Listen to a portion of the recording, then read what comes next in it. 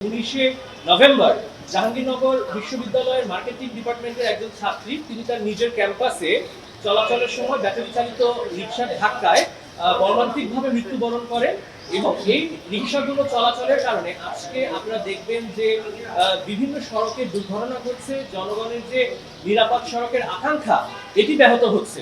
কারণ এই যে আমরা সরকার আজকে যে আমরা নিরাপদ সড়ক চাই, এই নিরাপদ সড়কের দাবিতে আপনারা দেখেছেন ঢাকাতে পুরো বাংলাদেশে অনেক আন্দোলন হয়েছে এবং এই আন্দোলনগুলো আজকে ফলশ্রুতিতে আমাদের আবেদন ছিল যে ঢাকা শহরে অবৈধ কোনো বাহন, যান্ত্রিক বাহন যাতে চলাচল করতে না পারে, এই মর্মে হাইকোর্টের আদেশটা যাতে বহাল রাখা হয়।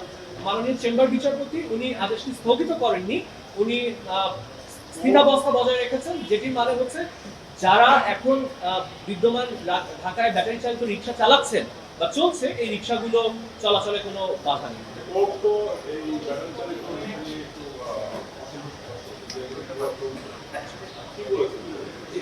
এক্ষেত্রে আমাদের মাননীয় অ্যাটর্নি জেনারেল যিনি সরকারের পক্ষে ছিলেন উনি বলেছেন যে এদের যারা ব্যাটারি চালিত রিকশা চলছে ঢাকা শহরে তাদের লাইভলিহুডের একটা বিষয় চলে আসছে, যে তাদের জীবিকার প্রশ্নটা এখানে চলে আসে। কারণ এখানে আমরা দেখছি যে প্রায় কয়েক লাখ লোক এই ব্যাটারি চালিত রিকশার এই পেশার সাথে জড়িত। এখন হঠাৎ করে একটি আদেশ হলে এই লোকগুলো তাদের পরিবারকে নিয়ে তারা কিভাবে জীবিকা নির্বাহ করবে, এই একটি কনসার্ন আদালতের ছিল এবং এই কনসার্নটি থেকেই আদালত আজকে স্থিতাবস্থা দিয়েছেন।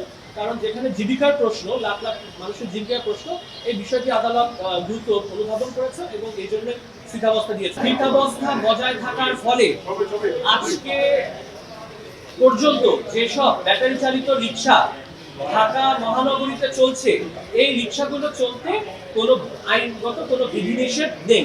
কিন্তু আপিল বিভাগের চেম্বার বিচারপতি বলেছেন আমাদের রুলটি 1 মাসের মধ্যে নিষ্পত্তি করে দেওয়ার জন্য। চূড়ান্ত সিদ্ধান্তটি রুল নিষ্পত্তির পরেই হবে যে এই ব্যাটারি চালিত রিকশা ঢাকা মহাসড়কে চলবে কি চলবে না। তাছাড়া মাননীয় অ্যাটর্নি জেনারেল আজকে আশ্বস্ত করেছেন যে উনি আগামী 1 মাসের মধ্যে এই ব্যাটারি চালিত রিকশার বিষয়ে একটি নীতিমালা বা একটা ফ্রেমওয়ার্ক, লিগ্যাল ফ্রেমওয়ার্ক করা যায় কিনা এটা সরকারের সাথে আলোচনা করে দেখবেন এবং তারা যদি আইনের মধ্যে থেকে এই ব্যাটারি চালিত রিকশা চলে আমাদের সেখানে কোনো আপত্তি থাকবে।